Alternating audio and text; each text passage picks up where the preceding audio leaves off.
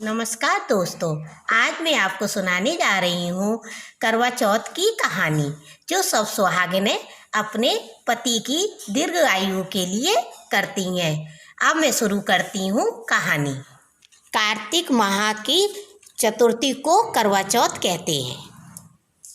प्राचीन काल में एक साहूकार रहते थे। उनके 7 पुत्र और एक पुत्री थी। उनकी पुत्री का नाम करवा था और वो पहली बार करवा चौथ मनाने अपने पियर में आई थी और वो अपने भाइयों की बहुत लाडली थी। उनके भाई उसको इतना लाड करते थे कि जब भी वो खाना खाते थे तो कहते थे, करवा आ जा, पहले तू खा, जब हम खाएंगे। दूसरे दिन करवा का व्रत था तो वो बोले, उनके भाई आए, बोले कि आजा करवा, खाना खा ले। लेकिन करवा का तो व्रत था करवा चौथ का, इसलिए करवा आई नहीं। लेकिन उनके भाइयों को पता नहीं था कि करवा का आज करवा चौथ का व्रत है। फिर वो आवाज़ लगाती है, करवा आ जाओ ना, खाना खा लो।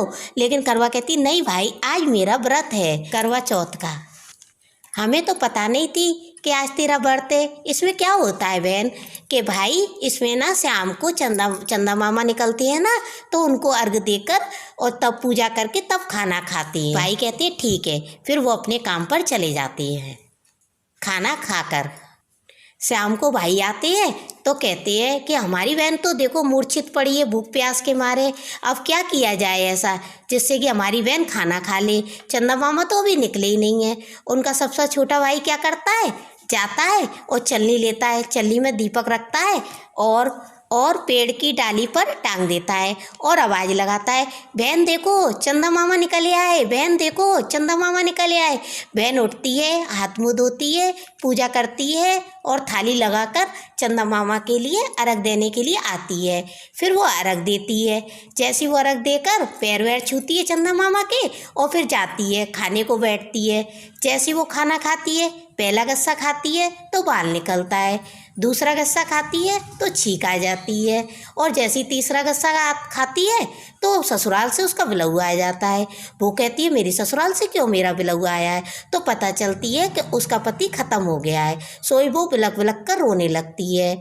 उसके बिलकता को देखकर गणेश जी महाराज प्रकट होते हैं कि करवा उठो, कि गणेश जी महाराज मुझ पे ऐसी क्या गलती हो गई कि मेरे पति ख़त्म हो गए हैं कि बेटा देख, चंदा अभी नहीं निकला और तुमने अर्घ दे दिया। कि मेरे को तो देखा था कि चंदा मामा निकले आए हैं। कि नहीं बेटा, ये तेरे छोटे भाई ने तेरे लाड़ के मारे उसने ऐसा करा था। अब तू उठ और चंदा मामा से माफ़ी मांग और अर्घ दे।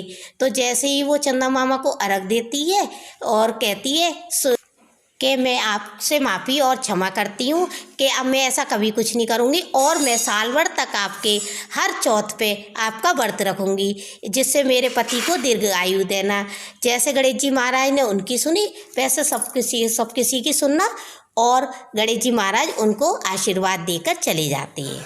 करवा का पति अब जीवित हो जाता है और उसके भाई और वो लोग बहुत खुश होते हैं। इसे ही कहते हैं करवा चौथ की कहानी, जो सुहागिन स्त्री अब बड़े ही श्रद्धा और लगन से करती हैं। आपको हमारी कहानी पसंद आई हो तो लाइक करना, शेयर करना और सब्सक्राइब करना।